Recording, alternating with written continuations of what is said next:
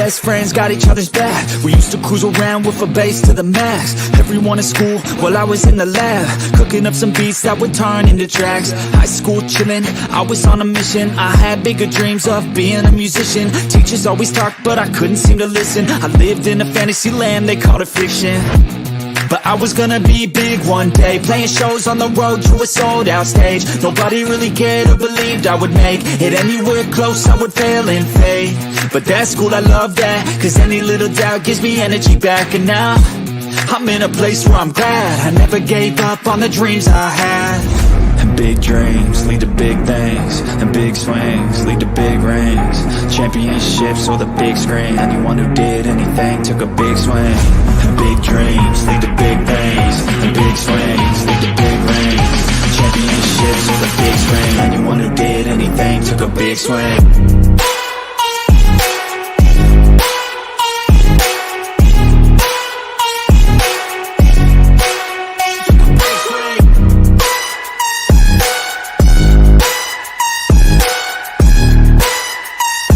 Yeah, let's go. So if you want something big, you gotta swing fast, swing hard and commit. You might miss 10 times, but when you hit, just make sure that you get all of it, okay? People at the top took risks. Investing and testing is all that they did. It's not complicated, it just takes grit. So never give up, take a swing at it. And big dreams lead to big things, and big swings lead to big rings. Championships or the big screen, anyone who did anything took a big swing. And big dreams lead to big things, and big swings lead to big rings. Championships or the big screen, anyone who did anything took a big swing.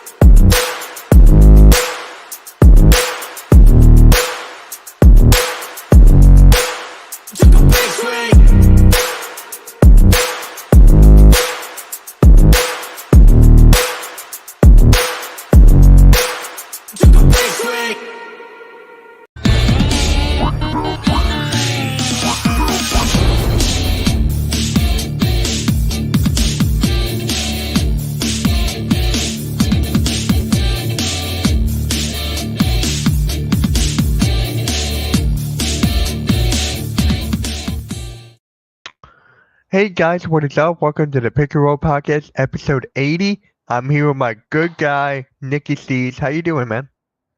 Hey, what's up, y'all? Yeah, what is up, everybody in the chat? We got Butterfly in here. We got my guy, Nick. What is up, man? Thank you for stopping by. I'm feeling good. You know, USA was... Oh, wow. You guys literally jumped in at the same exact time. We were talking about how we could overthrow the show and make it our own. We're sick of you, Mitch. We want you out. Everybody wants me out. Fire the coach. That's the theme here. Hey, guys, what's up? Blaze Radio and Rio Tony Jets Fans Podcast. How you guys doing? Fantastic. I've been spending all day looking for a scoreboard for these Olympic preseason games. I know. How'd you find that? I actually saw that it was called the U.S. Showcase. So I Googled U.S. Showcase scoreboard and found that Olympic website that had it on it. Wow. But I went to all the different, like, you know, USA Today, ESPN, Yahoo, and all those first and looked all over. But like, no one has the scoreboard because when you go to Olympic scores, it doesn't have anything because they don't have the damn preseason because it's not really the Olympic preseason. Yeah. Anyhow, it was basketball at noon with the best players in the world all in one team, so I enjoyed it. Yep. And this guy was calling the action. I was, yep. Yeah, I was not on post game with Dives last night. I was producing Queens of the Rain for the Hardcore Sports Network, so I missed the game last night. So I caught the highlights this morning. Oh no, Monstar's here. I'm so scared. Right. Yep. My boy Sean. So let's get this started with Kobe Bryant's father, Joe Bryant, passed away a couple days ago at age 69. Dude, I mean, I don't want to make a joke about someone dying. I don't either. gosh, just I know stop. it's right in front of us.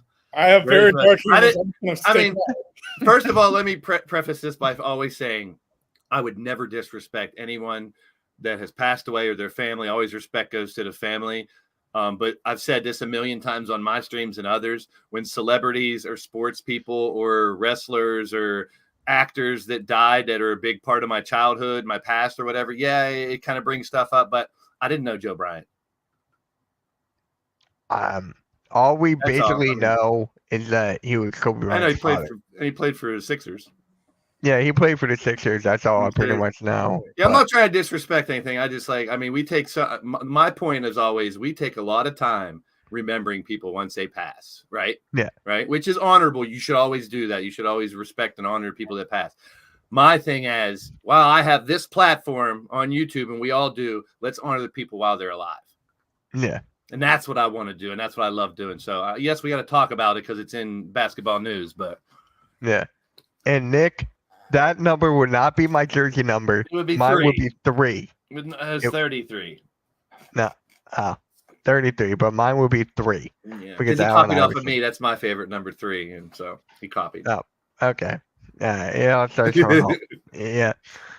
Yeah. So with that further ado, let's just go on to the next thing. With Anthony Edwards signing an extension with Adidas, they're trying to build their sneakers, their shoe brand around him, which I'm like, perfect. They got him locked up.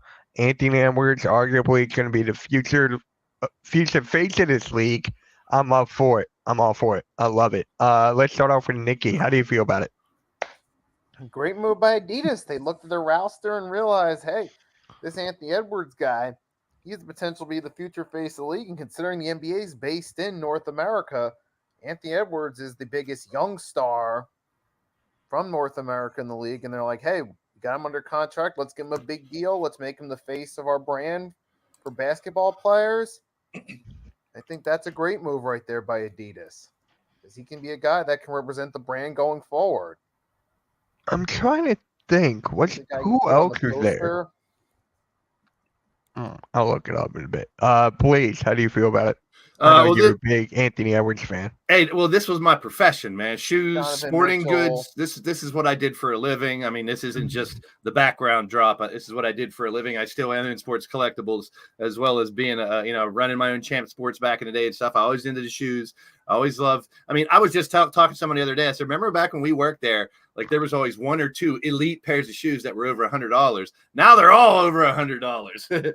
Yeah. But it's just the evolution. But that's business. And what I would say with this is anything that Ant Edwards touches right now going forward should be considered gold for what he can offer, for what he could be. So I don't mind. You should hear all kinds of endorsements going after him. I was just going to say, I went through all my jerseys and I only have one Olympic jersey. So I was watching today's game. I was thinking, what Olympic jersey? Because I want to get one. I want to get in one of the new Olympic jerseys. I'm like, who to get? And I'm thinking it's Anthony Edwards. Because right now, when I think of someone to represent the NBA for the future, because we're losing the Stephs and the LeBrons and the Clay, that era is almost done. It's on the very tail end. So I'm excited about the youth and all the kids coming up. And in my day, it was only Nike. Then Adidas would have a little bit of burst in the hip hop gear back in the day. In the 80s, it had a burst. With the stripes. When Korn, the rock band, made Adidas famous again. So you see a lot of these trends with different types of brands. And I love I remember when Shaq made a $40 shoe. When Jordan's shoe was over 100 and all, he goes, I'm going to make a $40 shoe, and just to make it more affordable. So the whole idea of the merchandising and the marketing behind sports has always fascinated the hell out of me. And I love it to death. So this is a brilliant move for not only him, because you become like, there was just a story about, I think it was South Florida, where Jordan's kid went. Jordan's boy went to college, but he couldn't wear the jersey. They were Adidas jerseys and he was under, Nike. So after 1 year of him playing for that college, the whole college switched to Nike just so he could wear his dad's shoes because he couldn't wear Jordan's. with Adidas. So the whole aspect and the whole dynamic of the brands are huge in sports nowadays. And I talked about this before. That was my thesis in college, how Michael Jordan affected marketing in sports, not only on the court, but off, and how we purchase items that have to do with these sporting fans. So this is huge for Adidas. I think it's huge for, I mean, the way we're putting all this attention to Bronny, or I'll even throw Rios' boy to hate, love to hate Wemby, and all, we're throwing so much into these guys. We should be talking about Ant Edwards like he's the second coming, of Jordan. Not really. I don't want to say Jordan. I don't want to compare anyone to it, but this kid has it all. And he's like we talked about the other day, Mitch, on the one stream. He's the type of guy too that's going to say, I'm the best. Yes. And I'm going to be the best. And that's the attitude you're going to have if you're going to be elite like him. So I know I ramble a little bit. This is my cup of tea. This is my cup of tea when it comes to merchandising and marketing and stuff. So I'm always looking to see, because one name can shift the game. Nike will always be that penultimate, grand scheme of billions and billions of dollars coming through. But there's always been the Pumas and the Adidases and all these other brands that want to fight to get that one or two contracts where they can – get up there too. So good for Adidas and definitely good for Ant Edwards, the future of the game. Yep. Rios? Well, overseas Adidas is a little bit bigger than Nike, but here in the States, I mean, it's Nike and everybody else. So I think it's good to have, it's good for him because there's not a whole lot of guys, in the NBA signed to Adidas. So he's going to be like the focal point. It's like with Steph and Under Armour. Smaller brand, but he's the face of it. Like when you think of Under Armour, you think of Steph Curry. I think Ant Edwards could probably do the same thing for Adidas here in the U.S. Just when you think of Adidas, you think of Ant. Yeah, I agree. And my guy Nick just brings up, he thinks the 5 future faces are Brunson, Maxey, Edwards, Wemby, and Luka. Under Armour is a really good example. I'm glad you brought that up because that's a brand that should not be around unless for name recognition. It survived a really long time because of the people it latches on to. I mean, just the opposite of that spectrum. You guys remember And One? Yeah. Remember And One gear? Yeah. They had the shorts, the shirts, everything was all popular. They went the opposite route and went for all the non-professionals and all the street ballers and stuff. And that was, you saw the evolution of street ball and stuff came up with the And One stuff. So, I mean, it just fascinates the hell out of it. That was not sustainable long-term. That was only short-term. That's what I'm saying with Under Armour. They did something different and they were latching on to to really big names that carried them through it. So it's sad to see business go down, but Under Armour always has a lot of big names attached to them now. Well, because they do everything, right? Football, there you go, Butterfly. They got Tom Brady. Yeah. They didn't say no more. Yeah, please say no more about Tom Brady. Let's move on. They still sell And One at Walmart. I have those shorts. I love those And One shorts were the shit back in the day. Yeah. I remember I was just watching the And One documentary on Netflix. That was great. Different times. Yeah. Looking at Under Armour, like the main names that come, like Tom Brady retired, Cam Newton, and you got Justin Jefferson. All right, it's nice. Julio Jones is near the end, and you got Anthony Joshua, not that big a name. Mo Bamba. That's Blaze's favorite player, low key. One of them. Actually, no, your favorite player now is Buzelis, apparently. I'm loving some Buzelis, man. I mean, and the reason I said it was not just because of that video. I'm a tall, lanky, skinny kid. That's how I played ball too. I was a slasher, and I wasn't as good a shooter as he is, but driving to the ball, being a skinny little pale white kid like he is, going to the bucket with the hair flopping around. Believe it or not, when I had hair, I had a little floppity hair back when I was a kid, and that was me, the awkward, skinny white dude throwing his body all over the place. And I just love his game. It's energetic, and it's all over the place. And the kid's got a pure shot as well, which I never had. But I just love – that's why I love Ant Edwards, the way he attacks the rim, the way he goes to the basket. And I always compare it to early Russell Westbrook. Remember when Russell Westbrook was younger, how he used to just – That was my favorite point guard. Like he was nobody my favorite can point fuck guard with him going at the rim. You're either fouling him or he's putting you on a poster. Yeah. Early Russ I was a fan of. See, I remember kangaroo shoes. You guys might not remember those. They had a little pocket in the side so you could keep your change in it, like a kangaroo pouch. Yeah. They tried everything back in the days. Yeah. And then we got to bring up the whole Jaylen Brown thing because, honestly, I'm a huge fan of Derek White, but it should be Jaylen Brown. I don't know if he'll be getting enough minutes there, but there had to be something going on with like front. It's like not basketball related. Something Yeah. had to happen. Maybe what happened with him and Nike a couple years back, but I don't know what's going on here. And Kawhi Leonard, right? He's not even. He left, so I Well, thought I Jaylen got Brown. the first rumors were as soon as someone wasn't going to play, whether it was KD or Kawhi or someone, it's always like, "Ooh, Bronny's going to get thrown on the Olympic team. Here we go." Thank God that wasn't the case. Don't even get me started But about look what Brown. Alex Czar did the other night or last night or whatever. 0 points, 0 for 15, whatever. Like, it's going to take these kids time. They're kids. Yeah, They have talent, so they're going to have good moments, but we can't expect them to come in and just be legit superstars all the time. And that, if you look back, think of the Kevin Garnett's and the Kobe's and stuff that didn't go to college and that, how rare that actually is once you see some of these kids now coming up and not being able to make it. They think they're good enough. yeah. So I mean, Jaylen Brown. I mean, shouldn't have got there. Should he? I Should mean, there be 4 from the same fucking team on the Olympic no, team? I you don't would have think take Derek White out, Well, Jaylen yeah. Brown in. so. Still 3. I get where he's coming from because you're the MVP of the playoffs, right? Your team just won the championship. You were right Yeah. there with stats with Tatum the whole year, and they're picking up the guy that pretty much not directly, but was a backup, a guy coming off the bench over you, over at least 12 other names I could think of out there that I Oh would my put God, over yeah. Derek White. Even a no disrespect to the boys got game, but even I like love Derek White. I told Yeah. Mitch on his stream earlier, I was typing, I was like, now that I think about it, whether it's Derek White or somebody else, does it really matter? They're not going to fucking play with the other 10 people in front of them unless they're up by 50.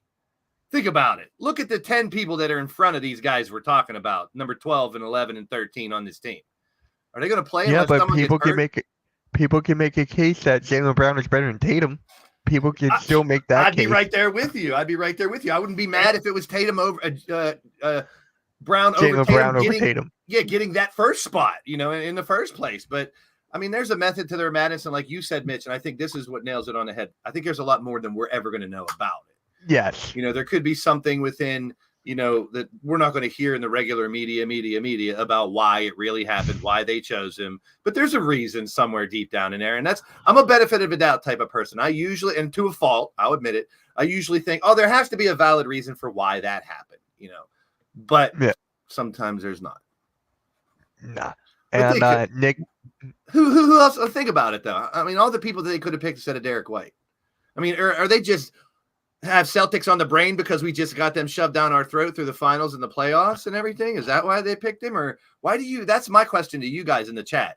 Why do you think they went to Derek White instead of all these other players from 10 different teams? I mean, I don't want to sound like a homer, but Tyrese Maxey, he didn't deserve Jalen Brunson. Yeah. I mean, what do you guys think it is? I could go on and on. You guys have any thoughts on why that it would even been?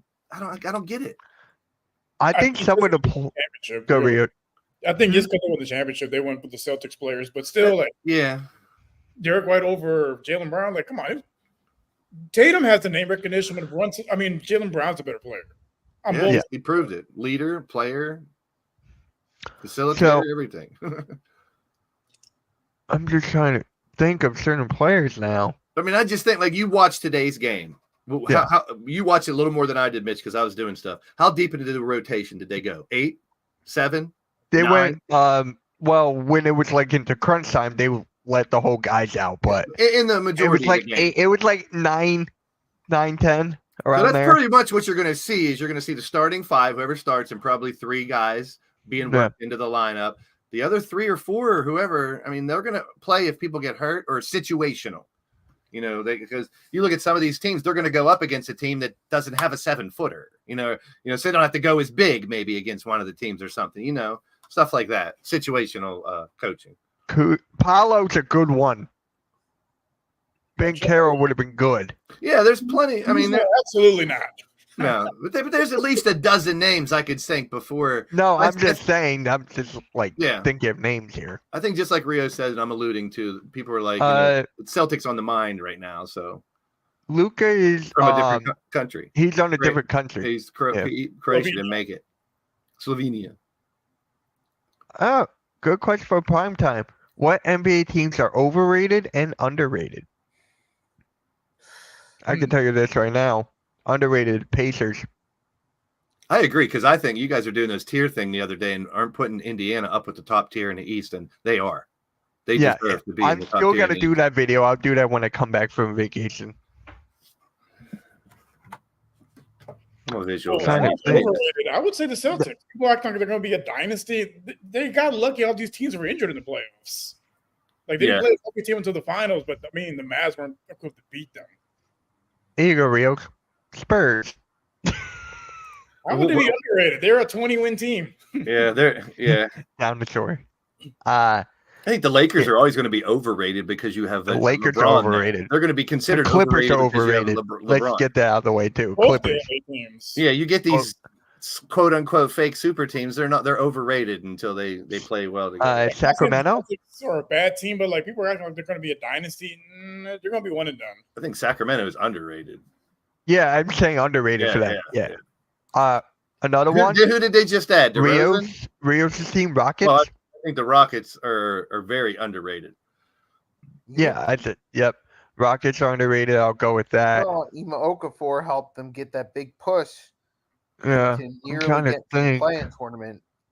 And all you need is just another year with those Magic? guys together. They can make a I would say the Magic are underrated. Yeah, I'm just saying they're underrated. I'm just speaking out names here. The Bucks are overrated. Butterfly, I Yeah. agree. Yeah, they didn't. I mean, until we see it happen, the combination of those three is not working that well.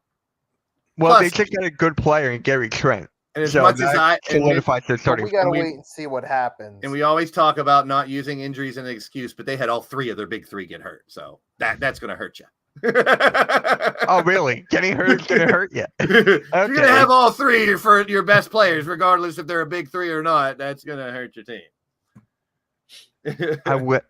I wish I could say Toronto as underrated. I wish I can, but they're almost there. Yeah, not quite yet. I mean, because of how they finished this year, I think a lot of people are underrating Memphis. But look what they did last year, and they're only a piece or two Well, away. it's because Ja Morant. That's if why. they get Ja and maybe another piece back. They could be really, really, really dangerous in the West, in a stacked West. This is the kind of jersey you should get, please. I think about it. I think about it. Oh, you think about it. But here's Okay. the problem is I have a lot of Jordan jerseys. So I already have a bunch of Bulls jerseys. And I ain't buying a fucking thing that says Pelicans on it. No way. Yeah, you hate the Pelicans. That's just a dumbass name. It's like, since when are Speaking you of like, Pelicans, I'm are scared they of the underrated or Pelicans. overrated now? Oh my God, the Pelicans. I'm so scared of them. Pelicans has nothing to do with New Orleans. Like Yeah. I just don't get it. I know they have them. Maybe they're down there in the swamps. But don't you want to like instill fear into your opponent and stuff? Like I was driving down New Orleans and I looked over and saw about 10 mad Pelicans trying to kill me. Ah! All right. I mean, are you afraid of the Guardians? Yeah, did you ever? It's just that big statue that they have. I mean, not the Guardians, The Guardians is a cool name. I mean, the Commanders. If you want to get technical, it's a war person. You know, commander is something you It's a should war kind of person. fear. Yeah. War commander. You're trying to fit your case as the Pelicans. Commander is a high-ranking officer, so it has positives. What's the positive about a pelican? Oh, it's pretty. It's got Oh my pretty colors. It's got Mucho. interesting long legs. What is up, Earl? What is up? But I'm Yes. trying to think of another underrated or overrated team. I think I'm drawing You a know who blank. the most underrated team is? Who? The Seattle Supersonics, because they will be back and they will Yeah. have a But basketball. not yet. I will see have it- Vegas being a team first before Seattle does. I think they both come in at the same time. One I year, wish. they pop in two. Utah? I liked it because I would not say that it's underrated. Wasn't it No. Charlotte and Orlando came together? One of the first two of the expansions after there was an expansion for a long time. I think it was Charlotte and Orlando. Yeah, Yeah. those are two. Yeah, the two expansions. Okay. Yeah. Just trying to think. I think I'm stuck. Yeah. I would say no, not the Thunder.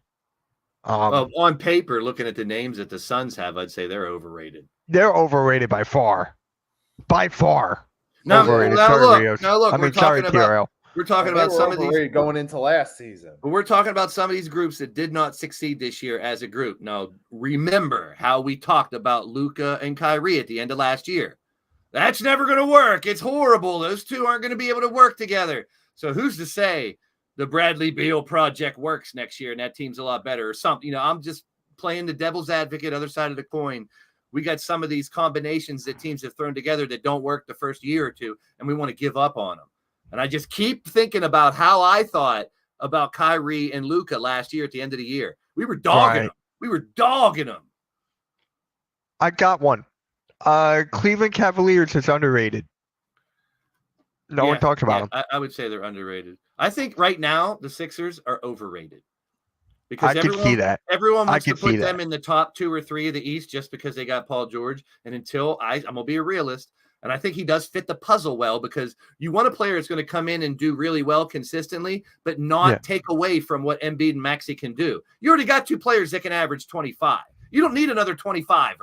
You need a 20er and a guy who's going to get 8 and 8. Speaking of the Sixers, you know who they're looking to sign now? It's not who Gordon Hayward. I want to hear about it. I wouldn't mind him at all. He was so good at first, and then he just can't play like he used to all of a sudden. And I know he had some really big injury. Yeah, he had a couple really bad injuries. He was never the same. But when he first came on, he was lights out. He was quick. Yeah, I agree. If we get that one, I'm fine for it. But right now, and you never know. You never know rejuvenating a career. I mean, that's a big one because it's been a while since he's been good. I mean, he's hopped around to 6 or 7 teams too, trying to. And every time I see they got Gordon Hayward, I'm like, maybe he'll make a difference. I'm thinking, well, what did Gordon Hayward do with the last 3 teams he was on? Even though he's a talent, he's not affecting anybody's team positively, and it sucks for him. Getting any younger.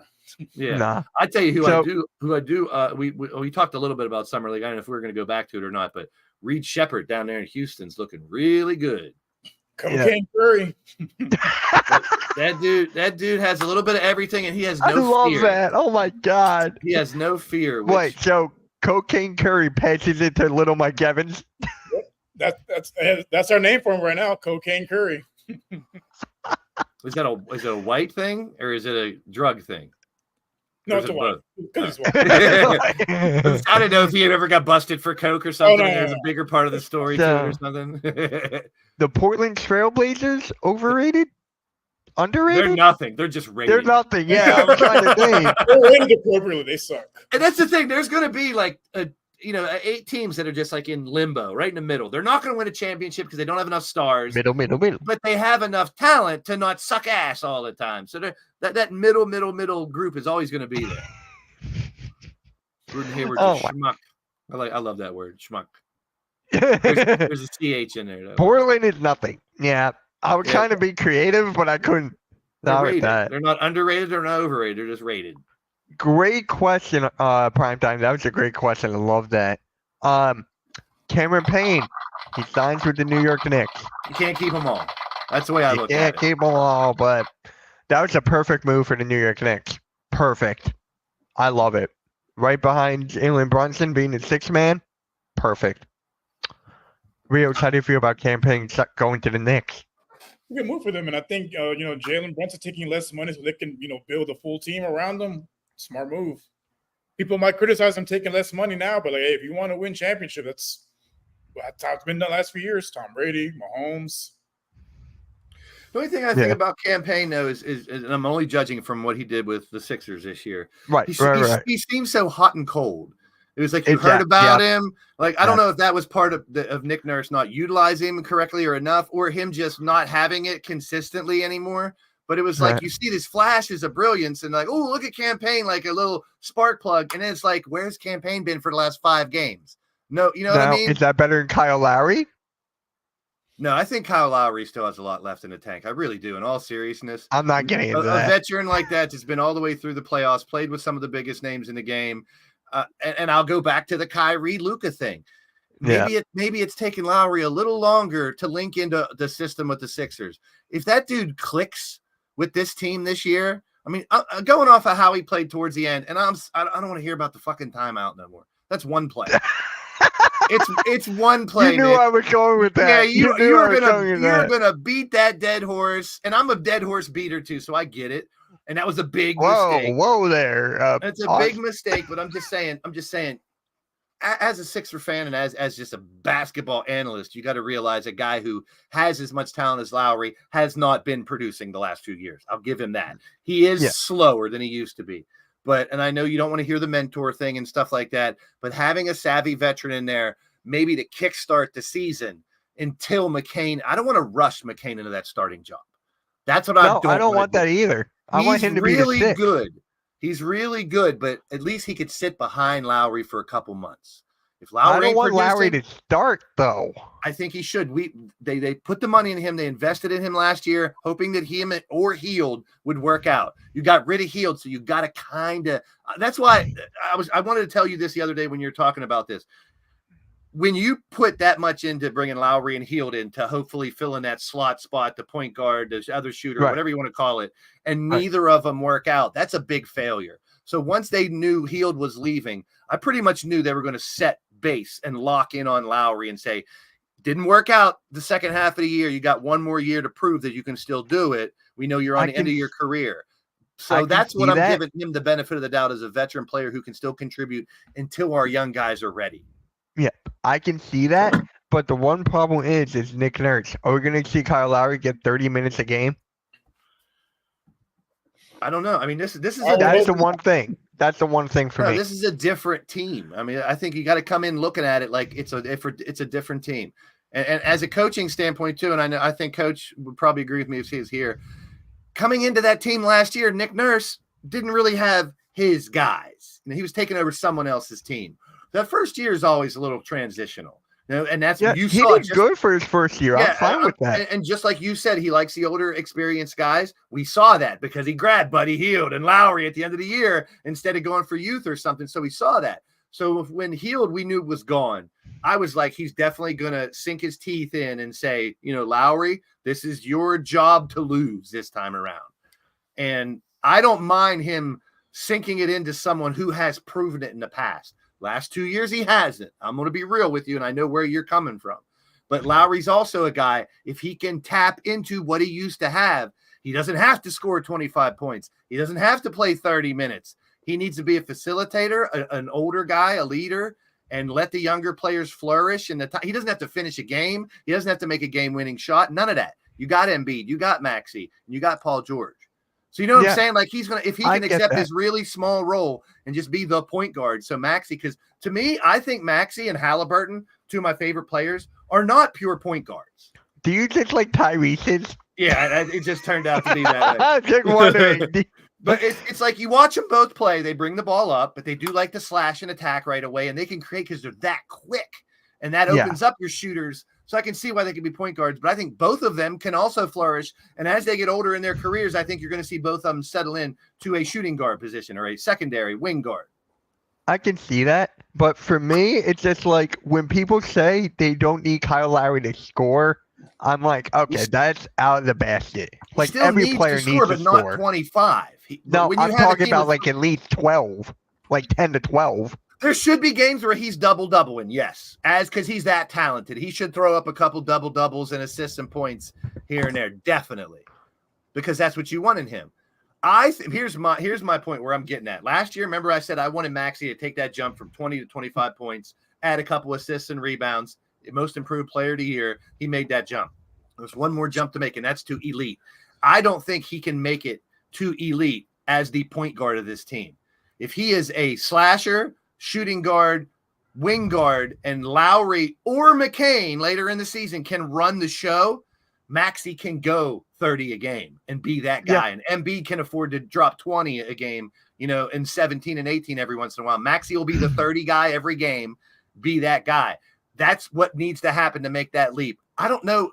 I mean, I don't know if maybe you see it differently. I don't think Maxey can make that leap as a point guard like they used him last year. I think he's a better two guard than a point guard. Yeah. Maxey's a better off ball. Yeah. He's better at off ball. He averages like what? Didn't he average like 6 assists? But he has one of the quickest first steps to the right. If you watch him, when he brings the ball up, if there's nothing going on with the play, he will just quickly go right, and he's got the guy almost every time to the bucket. Yeah. And if the defense is spread out enough, Maxey can create that shot 7 out of 10 times just driving to the right. That's why I think they have him as that point guard facilitator, because with arguably the best big man in the middle, as soon as he starts to penetrate, that's chaos for the defense. Because then they don't know if he's going to Embiid or Embiid's coming up for a pick and roll or what. That's just chaos for the defense when you have the slasher coming in from the top / point guard. But I just envision Lowry starting as your point guard with Maxey on the right-hand side. If it doesn't work, quickly change it. But I would not have a problem with that at all. And I think it could work really well.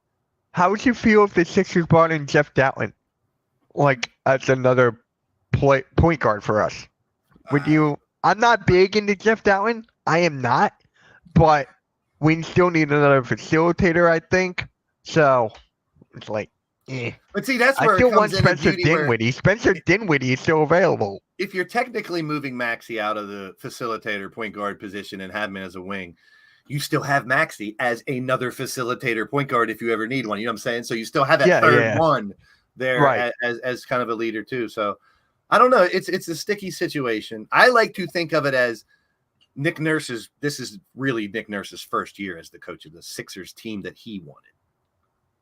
That's just the way I'm. Hey, he had the Sixers #1 throughout the entire season, majority of the season. It was just the playoffs that did not. And we could go back to this a million times. If Embiid was healthy the whole year, it's a completely different story because they were dominant at the beginning of the year. But that's a big what if. I don't like from a guy that hates that. I know, but it's so glaring with this. That it's like what's the third year in a row that he's missing significant time in a team that could be able to make a run if he's healthy the whole way through. And I don't know. It's just that's a huge. I mean, who wants their #1 star to be injured every year? Nobody.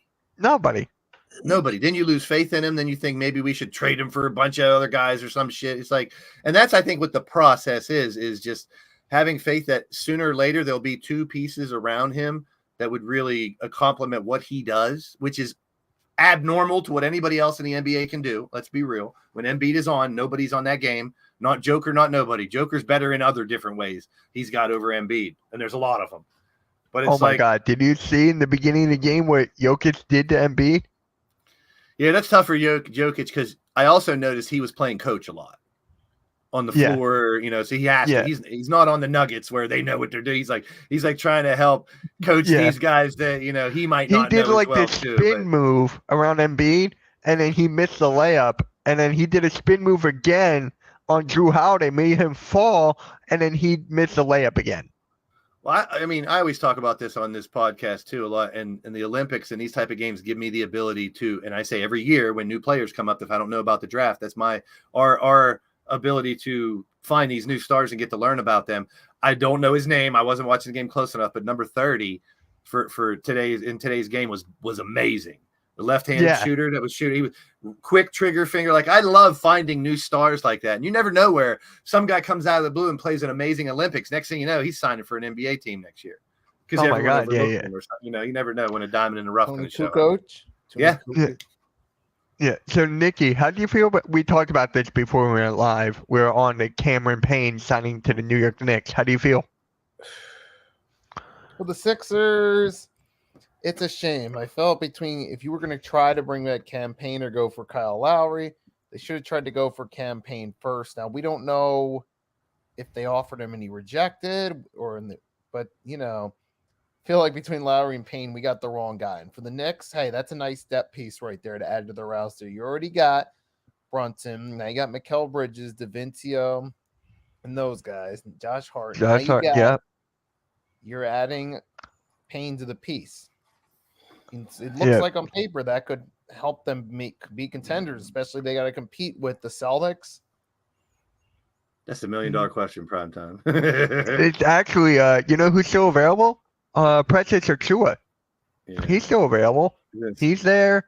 I think Bobby Portis is there. Gallinari, I think, if he's still a power forward. He's a little older. Gallinari, I wanted Gallinari last year. But now it seems like he's been around for it seems like he's played for 20 years. He's been around. It's like, didn't he play with Tim Duncan in the Spurs or something? I forget. Someone let me know how many years he's been in the NBA. I'm actually, and I love Gallinari. He was part of the Melo trade. That was man, how many years ago? He was part of the Mellow trade. Oh my god! Wow. Shit. Blaze is looking it up right now. I can tell. But all right. Didn't So know. let me bring up the screen here. Whoop. And we're only going to look at our team, so the Rockets and the Sixers. One All right. trade every NBA team can make right now. 2008. And there's mine right up on the top. There's mine right on the top. Laurie fucking Markkinen. Throw the whole house at him. I'm done. And what the Warriors just turned down, 4 first rounds, Moody, 4 first rounds, 2 pick swaps, and like 3 second rounds. And they turned it down. Dude. Right. Utah turned it down. I know. It's like So 7 or 8 picks and Moody. yeah, Bro, they wanted don't believe Kuminga. it. Yeah. So So they wanted Kuminga. so Rios, Podziemski. apparently you could trade DeJounte in a 2027 first round pick, top 10 protected, to the Wizards for Corey Kispert. Yeah, that's a needle mover. It's a I bench would piece. say, as a Rockets fan, the best move they can make is no move. I think they're set as far as the roster goes. Just develop your young guys and keep your draft picks. Oh my god! Yeah, can't stop I can agree. Oh my God, he was a part of the Paul George trade too. Oh my god. it. Dude, Gallinari. I'm starting to go full tilt on this. That Utah's just sitting on Markkinen, and they're not trading him. It looks like it They're right taking now. offers, but they ain't trading. Like I think it was last week. We were like, I don't think he's getting traded. Now Yeah. they're turning down shit like that. Yeah, he ain't Right. going. Plus, Utah has young he's not- pieces now too. They can afford to trade him right now. Now I'm trying to find. Oh, Let's just- go to the Yeah, Knicks that's a here. power I want to forward. see who the Knicks. Here we go. Jericho Sims and a 2025 first round pick, top 10 protected via Washington, and a 2025 second round pick to the Utah Jazz for Walker Kessler. That's another one of the pieces that Utah has. Kessler, another one that I don't think they're Yeah. going to move him. I think they're going They're to keep not what they going to have. move. They I'm got telling you, Kessler, Utah's not Markkinen, going to they got move the anything. young. They got a nice little young team, but I mean, what the fuck did they want for Markkinen? My goodness, Michael Jordan, LeBron James, Shaquille O'Neal, and 20 first round picks. What is this? Yeah, Like, I love Markkinen. I think he's a gem, but I don't think he's worth that much. I he's not. don't think anybody not. is. Nobody's worth 7 picks. All right, you ready for the Sixers? So we get. Well, we signed KJ Martin. So signing trade KJ Martin, a 2026 first round pick, top 4 protected to the Nets for Dorian Finney-Smith. To me, that's a push. I mean, they both could do well off the bench. I mean, I don't think either one's going to go light years ahead, but I don't know. Do you have a preference for either one of those, Mitch? I know you like Dorian Finney-Smith. I like Dorian Finney-Smith, but I'd rather have Laurie Markkinen. Yeah. I think that's common. But Dorian Finney-Smith, I'm a fan of. Like his defense, his 3-point shooting ability, especially in the corner. I'm fine with it. I'm good with it. So people are telling me, like Mitch, or asking me, why did KJ Martin? Yes, I got it right. KJ Martin get 2 years, 16 mil. Too many This Martins. is why. So that they can add him in a trade by the deadline. They can't trade him until January 19th. So that is why. Oh, there you go. Nikki, how do you feel? I mean, Dorian Finney-Smith, I mean, it's better than some of the pieces we had. It's like, all right.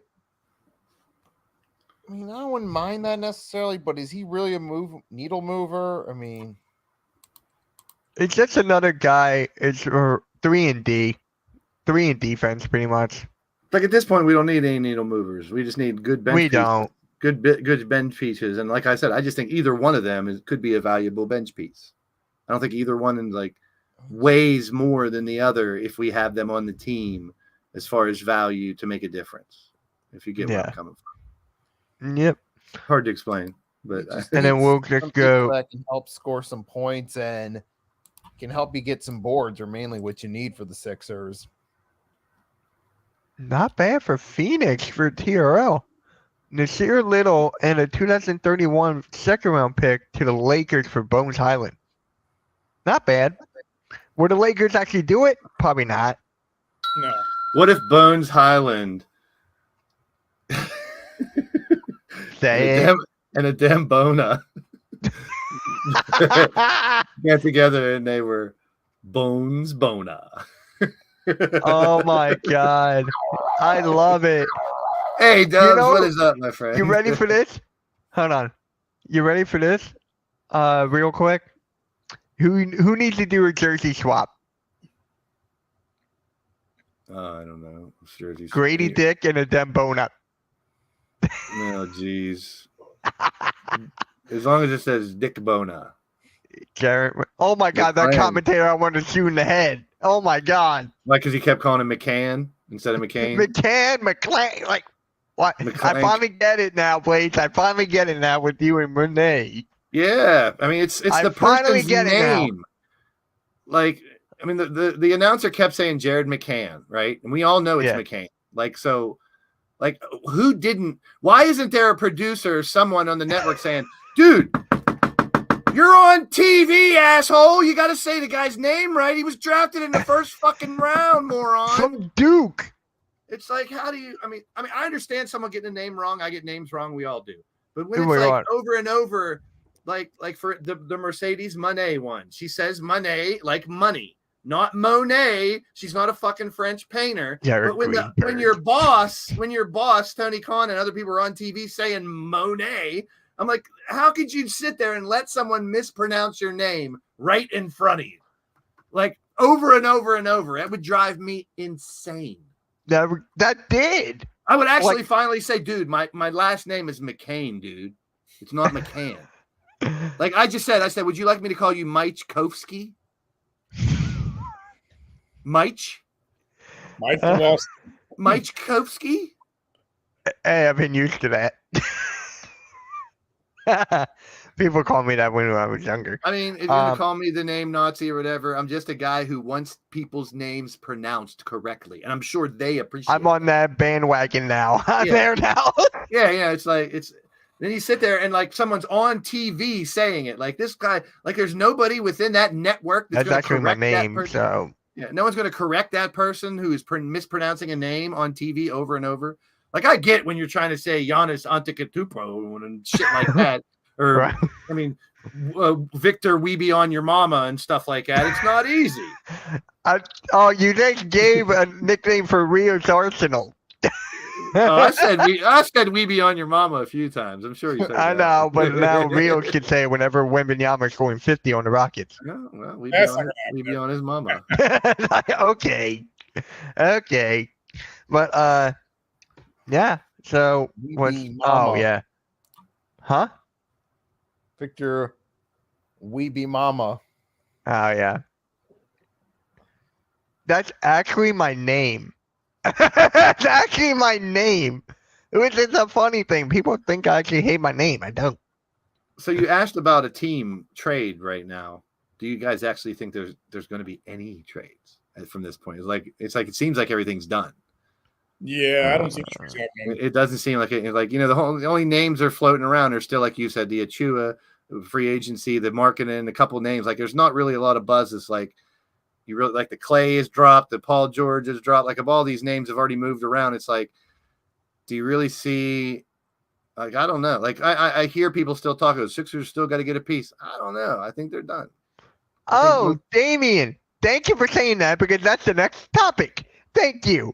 Their Is that trade values are so down bad. They're like at the bottom. So where does Chicago go from here? Now Thank you, Damien. I know another Chicago fan named Damien who says really dumb shit in the chat. So if you're not Damian Hernandez, I apologize ahead of time for how much I'm about to bury you. Thinking that's might be him someone again. else. That's why I said it. I mean, it is a Bears fan named Damien. So I'm thinking that might be Damian Hernandez. But if I say something really mean to my friend Damien and you're not him, I apologize. But yeah, where did Chicago go from here? They finally got rid of DeMar DeRozan.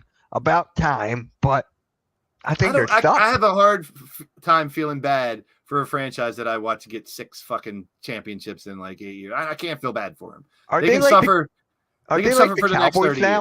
years. Yeah, they're not quite that bad because they're not all boisterous assholes like Cowboy fans. But like the Bulls deserve. I mean, they don't deserve to have championship teams for another 20 years. I don't know.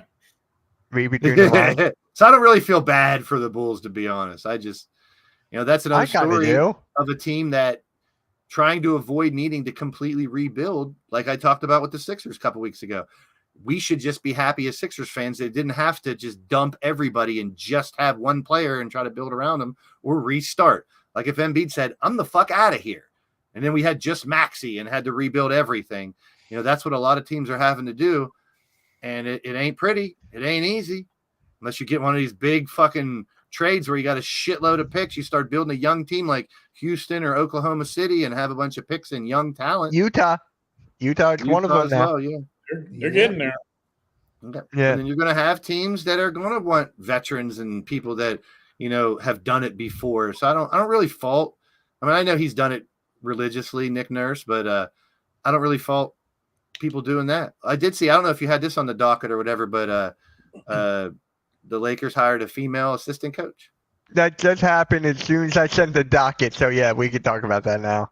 Yeah, I think that's awesome. I mean, if you got the experience and you could be a great coach, you don't have to be the same gender. You don't have to be a man to coach men and women to coach women. I've never believed in that, so good for her. I mean, there should be more opportunities for women that are smart enough to come in and hold their own and help a team out with their knowledge with the game, period.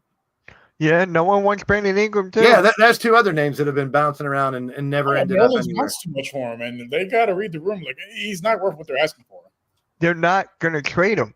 They're That's not. why I think Paul George ruined the market. Yeah, he really did. Oh, As much as I think he arguably was the best free agent out there and is a good fit to not like mess up with what the Sixers have, but still contribute for a couple of years, maybe because he's old. I think the price of his tag ruined the market. Because then you saw Brunson take less, and he was called a team player for doing it. Then you saw LeBron take hardly anything less when he was supposed to take less. And he, which I'm not going to argue with a LeBron James making $50 million if there's people making $50 million. You know what I'm saying? I'm not going to argue with that, but it's just like, I think Paul George ruined the market. And now some of these teams with these players with the Levines and these other players with these big contracts and shit, it's hard to dump them. I don't know all the numbers. I'm never going to pretend to know all the numbers of CBA and all that bullshit.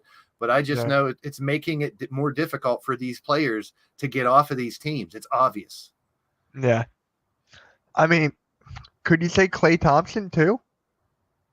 I think if rules were different, Clay would have been gone from that team a couple years ago. Oh, I think he would have explored free agency a little earlier and tried a different team. when his value was up higher. Yeah, I get it. I mean, why would I get it.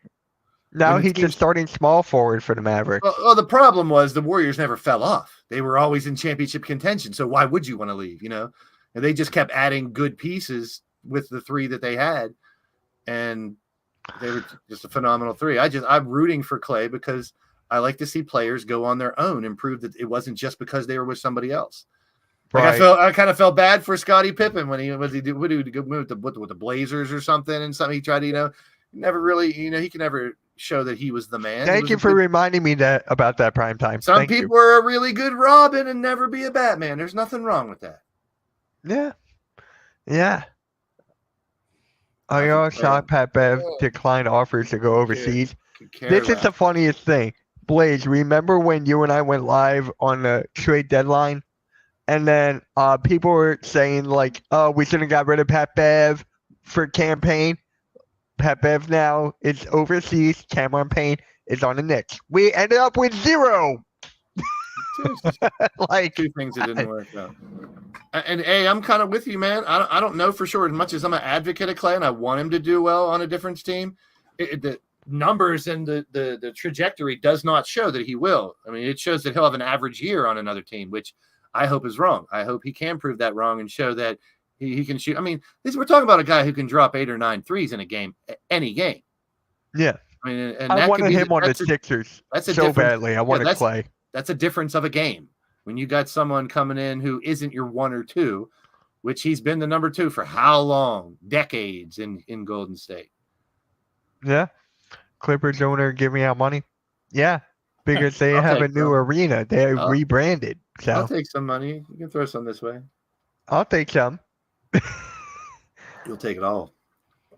You won't There you leave go. it. You won't leave it. Yeah. Well, Well, you won't- Harden goes, hey, I mean, it's a good opportunity for her to prove herself and to maybe set herself up to be a coach one day because she tried interviewing for the Hornets but didn't get the job. But hey, if she comes into the Lakers, she can be a good assistant behind JJ Redick. Hey, that could open the door for her to maybe get an opportunity. Maybe if it don't work out with JJ, maybe she gets promoted or she goes somewhere else a year or two from now and gets the opportunity as a head coach. We were knocking him. A lot of people were knocking him as an unexperienced coach, come in for the Lakers, blah blah blah. But he's surrounding himself with good people, smart people, and I don't think JJ's a dummy. I think he's gonna take this seriously, and I think try to lead this team back into prominence. I hope he doesn't. I don't want him to succeed. You know, I I'm just like. waiting. What's the next move going to be for the Lakers? I'm They're just going to waiting. grab What's the next the move? same thing they do every fucking year when you got a LeBron. They'll grab 3 or 4 used to be stars at league minimum or whatever at the end of the year and hope LeBron can carry them. The that same thing they 21 do. At this point, because they have 15 guaranteed contracts, they have Right. no space. They would have to trade players, but they have no one that anybody wants outside of LeBron or AD. Remember There's when no- Ross? That They're was pretty a much disaster. stuck with the same team unless they move. they What's his got- name? Austin. Yeah, they got rid of those guys to the Wizards just to get Russ because of LeBron's friendship with him. When the real thing that killed him the year before was not being healthy. It's like, and look what happened with Russ. They were worse off than they were in 22 than they were in 21. It wasn't until they traded Russ that they got back into contention. Speaking of him, is there any word on him? Is he staying with the Clippers? Is he going somewhere else? Is he retiring? I haven't heard He- shit about him. The last thing I heard is that there was supposed to be a trade for him to go to Denver, but then heard that that, just fell too. off. So Yeah, I'm not buying into all the talk about it. We'll see what happens. That's one I Well- wouldn't be surprised ends up on the Lakers or something like that. You know, I mean, I'm just saying. I think they try to pull some strings late to grab a couple names or something. You know, to hopefully make a little run. But like you guys said, look what they had. They didn't have it. You can have a LeBron, which is a threat at any game, but you can't go all the way with that. You got to have a damn team nowadays. The days of, you know, one player being able to carry it, especially when he's 20 years into his career, no matter who you are, LeBron or not. Yeah, I mean, at best right now, they're a 10th, 11th seed. Like, they're going to be fighting for a playing spot like they have been the last 6-7 years. Yep. Hey, but they can hang that midseason tournament banner. Yeah, Like, their best finish under What the ball was like a 7th seed? Like, What if we Yeah, talk? What if we talk about the yeah. end of LeBron's career as they missed the playoffs 3 years, but they win the in-season tournament all 3 years? well, they did make the playoffs last year. I mean, this year, the next 3. So they won the next 3 years. That'll be 4 years in a row they win the in-season tournament, and they'll miss the playoffs 3 years of LeBron's last 3 years. That would be hilarious. That would be funny as shit. yeah, that'd be good. What if they don't even win the in-season tournament? Talk about a Trivial Pursuit question for the next generation.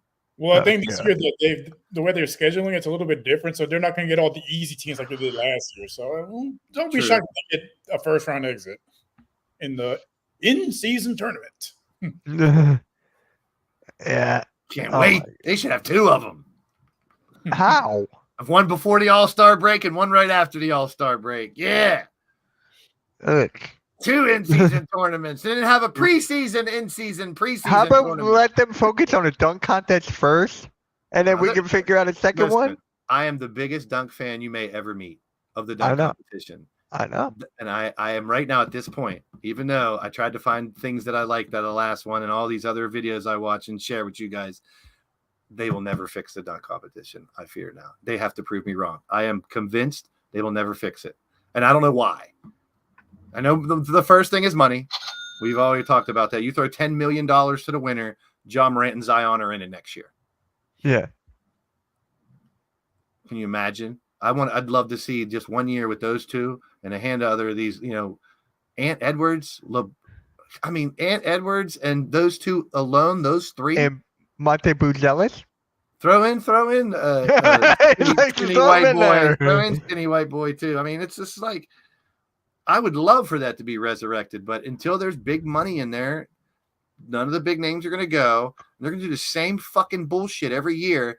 And then you can just go to Instagram and see 10 times better dunks from amateurs. That's the problem. That's the problem. When they say there's nothing new that can be done, but you guys are in the group chat. How many videos have I shared of dunks that we've never seen in the past 6 months? I've probably shared a dozen or more of dunks we've never seen that are just insane. Yeah.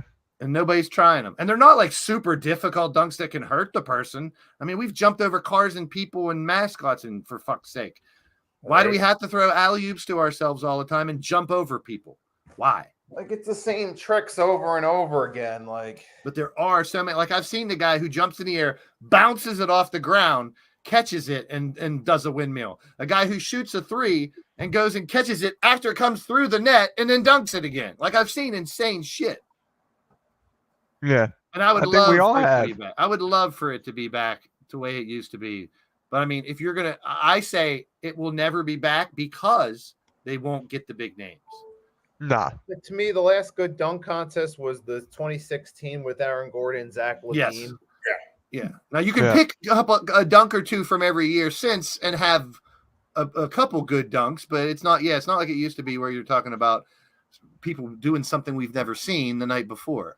Like, how many people do that lean, kiss the rim type stuff when Jordan? No one did that before Jordan. Nobody. The No. 2 foot, kiss the rim off the side, and that's like everyone does that now.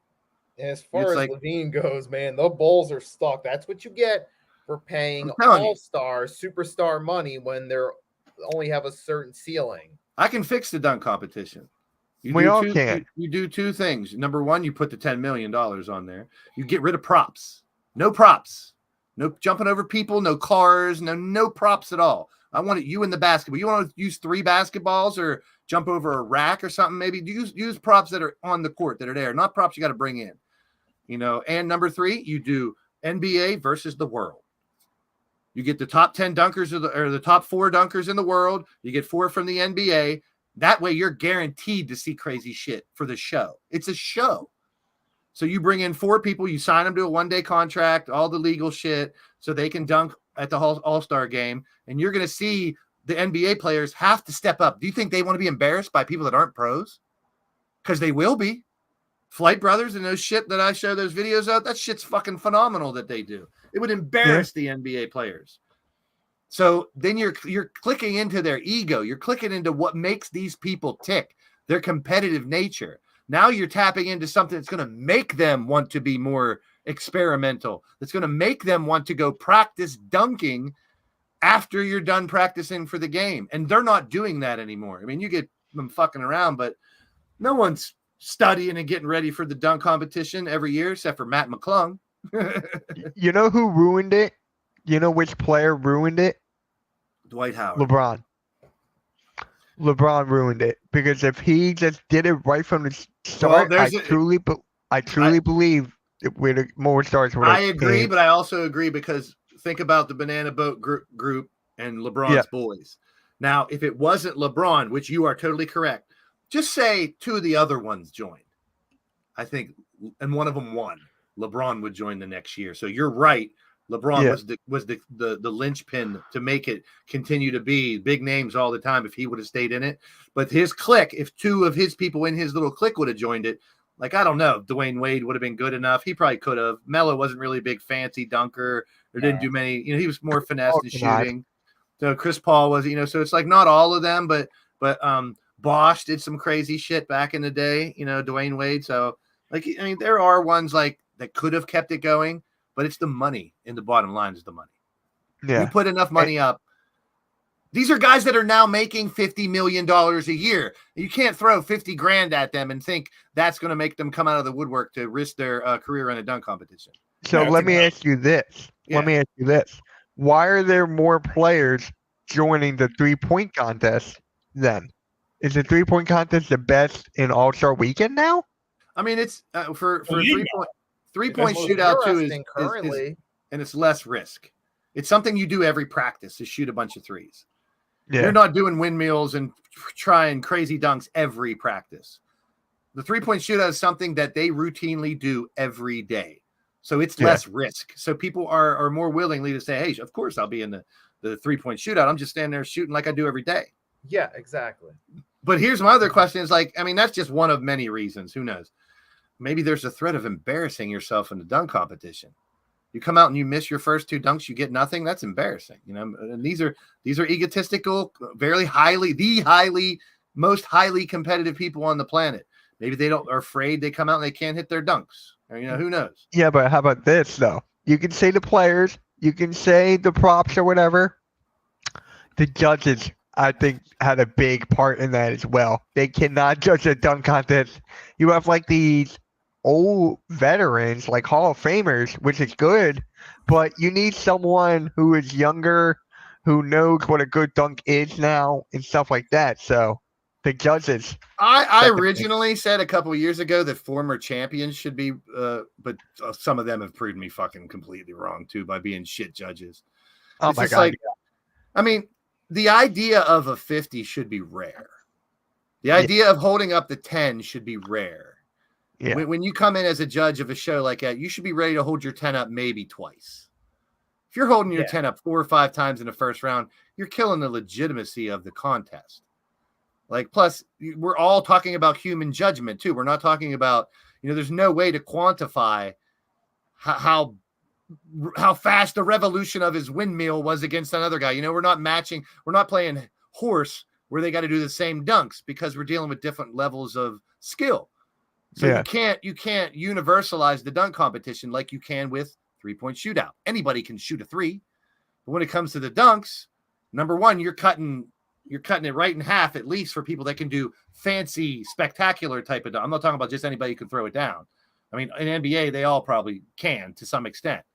But you want people that can do things we've never seen before. Go behind their back twice, you know, alley-oop, but it bounces off the second bounce and catches it and dunks. You know, like shit we've never seen before. Off the wall. Yeah. The ones who used to throw it off the side of the backboard, those used to impress me more than a lot because I've tried that shit. And it's hard enough just to hit it off the side of the fucking backboard and make it come back at you. Now, to go back to what Nikki said about 2016 dunk contest with Aaron Gordon and Zach LaVine, the fact that Zach LaVine said that he would never do a dunk contest since, that says a lot. That hurts it. That hurts the competition and the game. That's what I mean. Like LeBron God. saying he doesn't want to, him saying he doesn't want to. Just don't say it if you're not going to, because that ruins the competition. Now people are like, well, if they're not doing it, I'm not doing it. Yeah, and it influences other players thinking like, oh, well, if LeBron doesn't want to do it, why should I do it? And I'm at prime time. I'm one of the biggest Dr. J fans on the planet. He's a shit judge too. There's a bunch of them that have had the opportunity to be judges, and they're throwing fucking 10s up for stuff that should not be a 10. Like, if number one, if you've seen the dunk before, I don't care how good it is, it shouldn't be a 10. Nah. It's bad. But I mean, to me, like I said last year during and after the competition, it could be the worst dunk competition on the planet, but it is a dunk competition. Just like the home run derby. You know, we had that last night? Home run derby. 2 nights ago, yeah. It's something that I used. Yeah, All-Star game was last night. I used to love the home run derby because before, in the 80s, we didn't have it. In the 70s and 60s and the 50s even, they had it on ESPN. There's no fans, and this is before, back to the marketing discussion and selling tickets and making money. This is when baseball was about baseball. Sports was just about sports. I remember ESPN used to show it like Sunday afternoons, off-season football, like right before baseball starts and stuff. And it would be like Mickey Mantle versus Willie Mays. They're the only two motherfuckers on the field, no fans, just hitting home runs in black and white. I'm like, how cool is that? And what was going through their minds to think, yeah, let's not sell tickets and make money with this. You know what I mean? Like, why weren't they selling tickets for that back then? People like Michael Jordan, because sports was separated from money a lot more back then. Number one, they weren't making shit tons of money as athletes. Now, I mean, I remember I was just telling my brother about it. We were talking about how much money these players are making, NBA compared to NFL and stuff like that, how these contracts are getting astronomical, it seems. And I remember it was 1982, 83 maybe, a Sports Illustrated with baseball salaries on the front because they were celebrating the first person to get $1 million in 1 year. And now it's like almost all of them get $1 million a year, if not 50, 60 million. But I said this the other day too. If the money's coming in, if the people are buying tickets, they're buying the merchandise, then they have enough money to pay. If the money's coming through these organizations, these billion-dollar corporations, enough to pay Paul George $50 fucking million a year, go get the money and do what you got to do. I mean, that's the market right now. It's ridiculous because I'm the type of person also that says take the top 10 most famous. I'm not famous. Take the top 10 richest people in the world. Take half of their money from them, and we solve world hunger, poverty, all kinds of problems. But that'll never happen. No. Because there's literally 3 people in the United States that could probably get rid of hunger just by giving half of what they own. Mm-hmm. And it'll never happen because of greed and money. And that's what sports has come to too. It's a big part of it now. So it's just a reality that the money is going to be a big part of it. Shout out to Reality Check. Sometimes too much of a part of it. Like I miss the days, and I'll use my sports collecting of cards. Back in the day when you went through a pack of cards, you literally would look at each one, look at the stats on the back, look at the picture, who maybe there's someone in the background of the picture.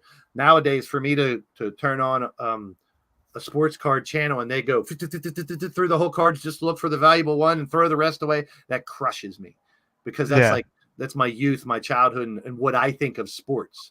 It's turned into fucking money, and legalized sports gambling has changed it too. I can't stand it. I get it. I know why people do it. I have a passion for collectibles, so I get like passions for gambling and stuff. But as much as I was an advocate for legalizing sports gambling, I think it's ruined a lot of sporting. Oh my God, yeah. And the true sport of competition and respectfulness and sportsmanship, which we don't see as much anymore. Nah. I just saw a video the other day of a guy doing this. It was a high school kid. He did this dunk right down the lane on like 2 guys. He picked up the ball and handed it to the ref. No reaction. Didn't stare the guy down. Didn't flex over him. Didn't put the hand down like you're too short. Didn't fucking pose or nothing. He picked the ball up, hand to the ref like it was something he does all the time. And I was like, that is fucking badass. I haven't seen that. You got to send me that. And it's just a kid in high school. And it's like, why are we celebrate that as a rarity now compared to every time someone gets a poster dunked, they got to stand over and Hulk over the guy, Plus, when it's in high school, you're talking about kids that are going to go to D1 or maybe play pro against the kid on the fucking science team or math team from, the high school that can't get good players, and you're going to celebrate your poster dunk and flex on them. I get passion and energy and showing somebody up. Trust me, I did as well. But it's just that's all it is anymore. It's when we celebrate sportsmanship as a rarity, that's kind of weird. Mm-hmm. Yep. All right, guys. All right. So that's going to conclude Pick and Roll Podcast, episode 80. I want to thank everyone for tuning into this episode. If you haven't checked it out yet on Spotify, please do so. Hardcore Sports Network Podcast. Subscribe to me, Blaze Radio, Just Fans Podcast, Nikki Stees, Hardcore Sports Network, and we are out. Catch you guys. Peace.